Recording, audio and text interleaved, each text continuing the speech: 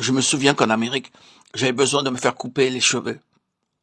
J'avais l'argent, mais le Seigneur ne m'avait pas encore donné la liberté d'aller me les faire couper. Je priais pendant 3 semaines tandis que mes cheveux devenaient très longs. J'allais à Minneapolis et le Seigneur me dit de descendre chez le coiffeur, où j'aurais une bonne coupe de cheveux. Et tandis que le coiffeur me les coupait, je lui demandais, « Monsieur Bruce, pouvez-vous me dire si vous êtes né de nouveau ?» Il dit non, mais je veux l'être. Aussi, après qu'il eut fini, je pris ma Bible et lui expliquai comment être sauvé. Il s'agenouilla et accepta le Seigneur.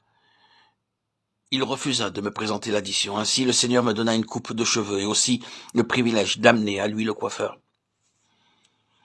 Je crois, selon la parole de Dieu, que nous aurons à rendre des comptes pour notre temps et notre argent.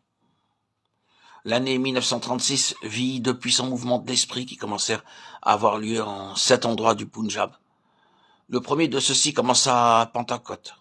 Par le moyen même d'une telle récolte d'âmes, Dieu put m'enseigner davantage au sujet du gaspillage. À Pentecôte, il fut décidé que je tiendrais 5 réunions. J'acceptai de faire ainsi, bien que je ne me sentis pas très bien.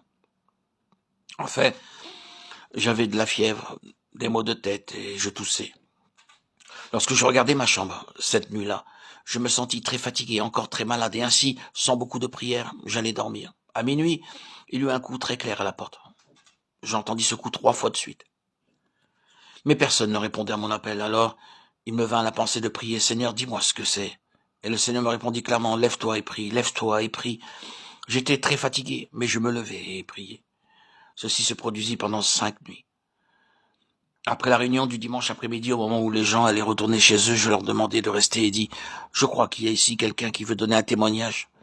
Sentez-vous libre, s'il vous plaît, de donner une parole, si Dieu vous a parlé. » Une petite fille de 10 ans environ se leva et dit très clairement et simplement que le Seigneur l'avait rencontrée, l'avait changée et pardonné ses péchés.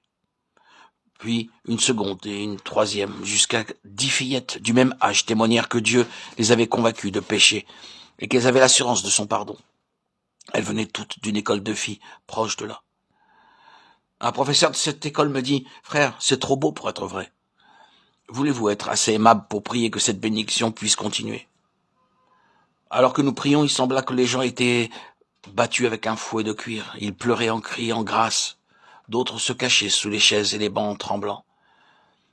Les gens étaient sous la conviction de péché. Cela dura quelque temps. Puis je demandai, combien y en a-t-il qui ne sont pas nés de nouveau? 30 ou 40 mains environ se levèrent. Nous ne rentrerons chez nous que lorsque vous serez tous nés de nouveau, dis-je. Nous priâmes et chantâmes jusqu'à 3 heures du matin. La réunion avait commencé à 4 heures de l'après-midi. Pendant ce temps, d'autres commencèrent à témoigner, par leur visage rayonnant, de ce que Dieu avait fait pour eux.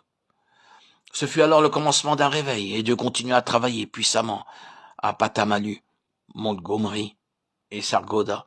Puis, il y eut 6 jours de réunion à Youngstabad, au Punjab.